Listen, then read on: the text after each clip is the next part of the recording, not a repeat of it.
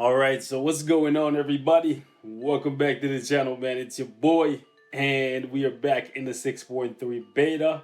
This time we're going to be taking a look at the surprise character that not too many people, myself included, were expecting to see in this update, but once we realized that he was coming, we were very excited for him, and that's actually Thane. Now, Thane is actually going to disappoint a lot of people. I'm just going to start off by giving you guys the facts, okay? He's going to disappoint a lot of people, not because he's a bad character or anything like that, because I actually think he's a very good character. However, I believe he's going to become a victim of his potential. What I mean by that is because we know he's the son of Thanos, and Thanos is one of the most powerful beings in the universe, and he is a very powerful character in the comics. Many people are not going to be satisfied with this level of power, even though, like I said, I believe he has a very good kit. However, we are in the era of awakened skill and tier 3s, and because he's not getting any of that and he doesn't have a uniform, Thane is going to be, I would say, an above average tier 2 character, right? He has the Amberize effect, which allows him to crowd control bosses, a la somebody like Doctor Strange or Captain America in the Hydra uniform with the reality manipulation type of deal. Basically, he has two skills that allow him to suppress people, keep them in check, and then he can do really good damage. He can also do some cheeky stuff in PvP, possibly even one-shot some Jean Greys, and he has an insane amount of bleed damage on his forward skill right here. So if they don't have debuff immunity, he can actually just kill them in like 2 seconds. But most people will be running debuff immunity in PvP, right? I feel like the Future Fight team wanted to make him another version of Thanos, where he's a character that can do well in PvE via the Amberize, the crowd control, and they also wanted to make him viable for PvP by giving him the damage reduction and this massive heal right here for 30% of his max HP. They're setting him up for a uniform in the future, and he's probably going to be getting a Phoenix Force uniform, because if you know anything about Thane, you know he's an avatar for the Phoenix Force. Generally, when a character is very powerful, the Phoenix likes to take them as a host, a la Jean Grey, right? So that is what you need to know. He's a paywall character, so in that regard, many people are not going to have access to him unless they give him out for free as a part of the Season 4 Future Pass. That remains to be seen. However, I don't think you're gonna need Thane for anything in the game for a good little while. So yeah, if you're free to play, you don't need to like jump out the window, go get like a ticket or whatever. If they do give him away for free, I would say just slowly build him up over time. He's gonna be an above average tier 2 character. Like, let's say for example, Namor didn't have tier 3. Namor would probably still be a little bit stronger than Thane, but because Thane has the heal in his kit and the Amberize, he would probably end up being a little bit better, like in terms of utility, than Namor, especially since he has the PvP viability, right? But with no tier 3 and no awakened skill, I don't think many of you guys are going to be happy with him, especially knowing he is the son of Thanos. Not because he's a bad character. It's like, for example, LeBron has a son, right? Everybody expects great things from him, and they expect it now, right? Or whatever. But he's just a kid, bro. It's just like this guy, right? Even in the comics, his powers are not fully fleshed out yet. So we have to kind of give them time. And I think where he is right now is a good starting point, right? It would be really crappy, in my opinion, right, for them to just release him and make him super OP, like top 5 in the game already, Silver Surfer, Jean Grey level, right? Just like that, no uniform. How much further would they be able to push him with a tier 3 and awakened skill or a uniform in the future? You see what I'm saying? That would be too much. The power creep would just be too insane. Power creep is a very real thing in this game. We understand it, we accept it, but sometimes, you know what I'm saying, we have to like just kind of see what it is and just accept it for what it is. You might not need Thane because he's just going to be a DPS crowd control character, and we have plenty of those at our disposal right now. Is he fun to play? Yeah. Is he strong? Yeah. But do you need him? Probably not. I think if anything, Dazzler, you might need a little bit more than you need Thane, just because she offers the support deal. Whereas Thane, even though he gives you a PvP leadership, you have a couple of those in the game already, and he's not really offering too much else, in my opinion. The Amberize is nice, but you can get crowd control from other characters. Rachel, Scarlet Witch, Doctor Strange, etc. Right? Again, not shitting on the character, just giving you guys the facts. I'm happy with where he is. However, I would have liked if he got like a tier 3 or an awakened skill. However, I prefer the approach they did, right? I prefer when characters that are bad and characters that are already in the game get tier 3s. They want tier 3s, people don't like that. They want awakened skills, people don't like that. And I'm one of those people. So I'm happy for Black Bolt and Medusa, and I'm okay with where Thane is right now. And when he gets a uniform in the future, when he falls off completely and everybody forgets about him and then he comes back, we'll all be singing praises. But for now, let's take a look at him, see how he rocks, and you guys can let me know how you feel about him. Again, I feel like he's going to be a victim of his own potential, just because we know he's the son of Thanos. We know he's supposed to be very powerful, so many people are going to want him even just at level 60 without an awakened skill, without a tier 3. They're just going to expect him to just obliterate everything in sight, which is unrealistic, let's be honest. One thing I do want to point out really quickly here, Thane is just like Thanos.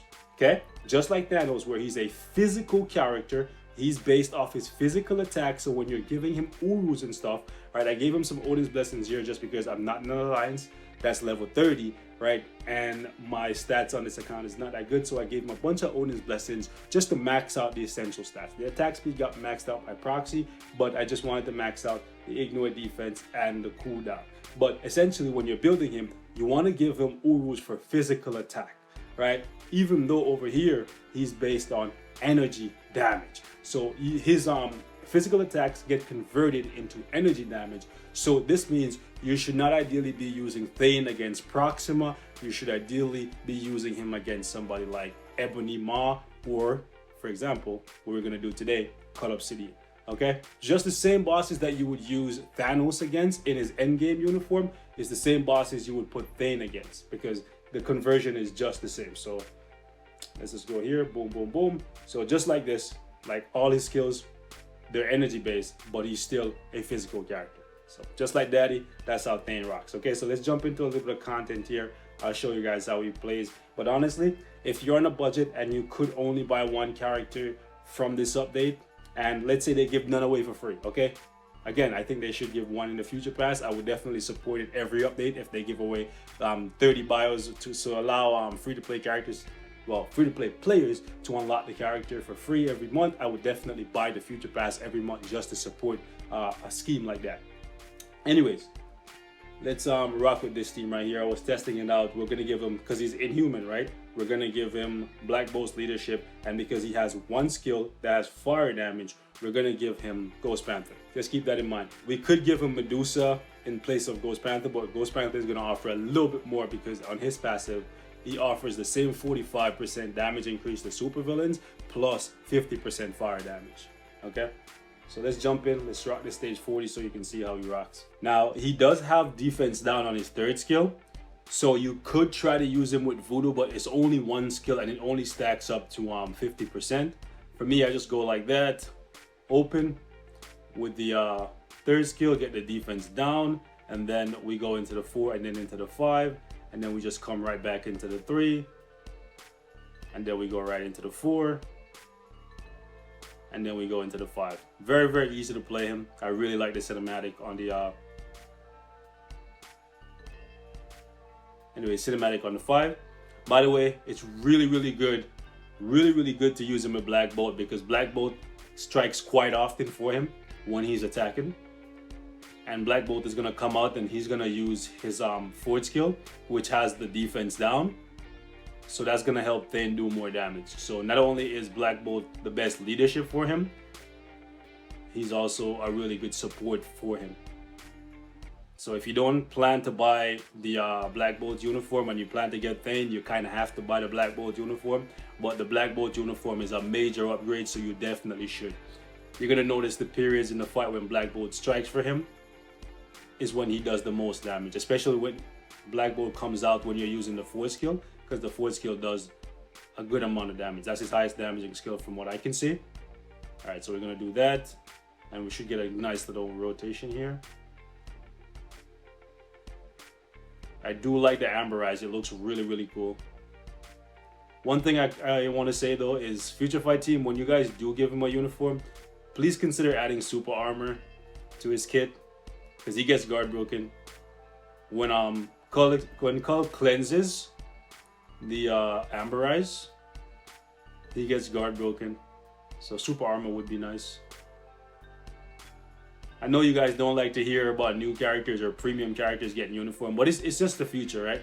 I'm just saying it might not happen for like a year or two, right? Because look how long it's taken for them to give somebody like, hold on, Carnage a uniform, and Carnage is a very popular character. People love Carnage, right? But look how long it's taken for them to give Carnage a uniform. So I'm not saying this is gonna come tomorrow, but I'm just speaking based on what I can see right now. Like, you're not seeing him get guard broken too often because of the Amberize. But if it's against somebody like Thanos, who for the later half of the fight you cannot crowd control him, you get guard broken a lot on the third skill. Okay, let's stop that. Ooh, so we're getting guard broken there. We're getting rocked, but we have the immunity and the invincibility. He's very safe. He's very safe. I know you guys are going to be upset that he's not going to be a PvP like monster, but it is what it is. You can't really expect him to. Like, I'm pretty sure because of the nasty bleed, the 40% bleed on his fourth skill, he's going to be able to one-shot some Jean Greys, especially if you catch Jean Grey in that window where her debuff runs out, or debuff immunity or debuff removal runs out.